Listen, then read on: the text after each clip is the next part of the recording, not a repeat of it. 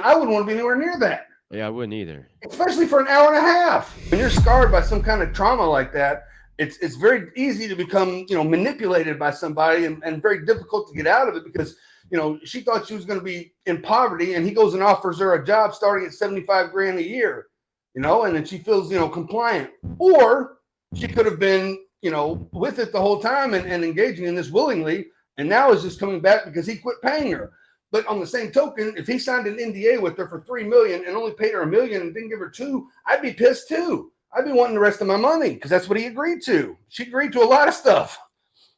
Can you believe though? Why would he not just pay $2 more million with all the money he has? He just cashed out for $50 million, right? I just don't get. Why would you not just pay it and then?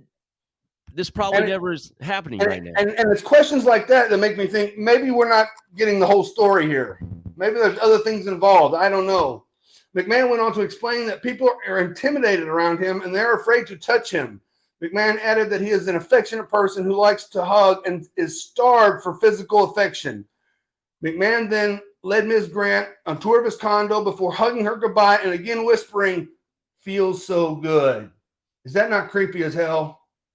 She's young. He's an old guy. Oh, feels so good. I think I would vomit in my mouth right there. Here's another one. I guess she went back for another meeting at Vince's condo, right? Brought in sample job descriptions. McMahon listened to Ms. Grant, asked her questions, and pointed out the qualities that he described as rare gifts, including her goodness, vivaciousness, childlike innocence, and ability to be vulnerable. All things that made her an easy target. Again, that's grooming words. That's grooming words.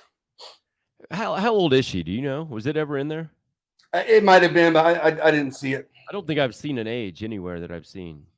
So I guess he invited her again later to his condo and asked her to, he didn't greet her at the door, walk into his closet, and he's standing there in his underwear. And she got a little embarrassed, and then he asked her to help on with the shirt. McMahon told Ms. Grant that he would never forget how helpless she looked when they first met, and he wanted to wrap his arms around her and assure her that everything would be okay. That's what you say to somebody that you're trying to manipulate. Remember how bad off you were? Remember how helpless you looked? Remember how, what in a bad spot you were? I was there to help you. I'm your savior. Disgusting. McMahon touted WWE employee number one's loyalty, saying that WWE employee number one would be able to protect Ms. Grant and then led her into his bedroom while giving her the command of, "Please don't stop this." Ms. Grant felt coerced into engaging in sexual activity, and then McMahon had trapped her in an impossible situation as she feared adverse career and personal consequences and legal retaliation if she declined his advances. "This is what I've been waiting for," McMahon said as he performed oral sex on her. Can I say that? Ms. Grant asked that protection be used, and McMahon responded, "There's no need to worry because he was clean." Disgusting. Jesus.